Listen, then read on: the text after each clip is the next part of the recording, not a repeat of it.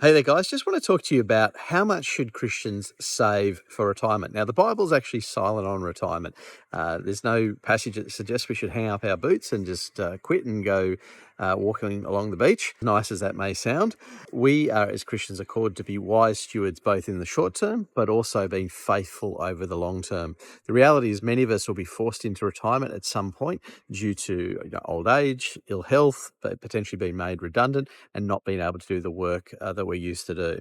So there's a number of things that we need to do. In fact, there's a great Bible passage that actually summarizes it, I think, nicely about this need to save for the future. It's from Proverbs 21, verse 20. It says, "The wise store up choice food and olive oil, but the fool gulps theirs down." In other words, we can't just consume everything. We've actually got to save and put money aside for the future and prepare for the long term. So the things you need to do here, well, they're what I call the three Ps: provision, purpose, and peace.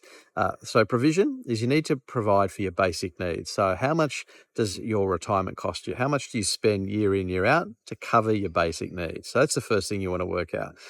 The second thing is purpose. What does retirement look like for you? What do you need to have in the bank so you can continue to keep serving in retirement? You don't want to just all of a sudden stop because you got no money and all you can do is sit at home and watch TV.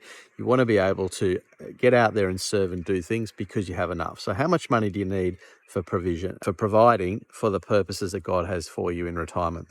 Then lastly, peace, making sure that you know that you've got enough for a rainy day to survive economic cycles, ups and downs, but having a bit of, if you like, surplus so that you've got more than enough to last you and to be able to provide for your family and so forth in retirement. So those to me are really useful ways of thinking about it. And of course, we want to be able to continue to save and particularly to give in retirement. So we want to make sure that we don't just switch off our giving just because we've hit retirement.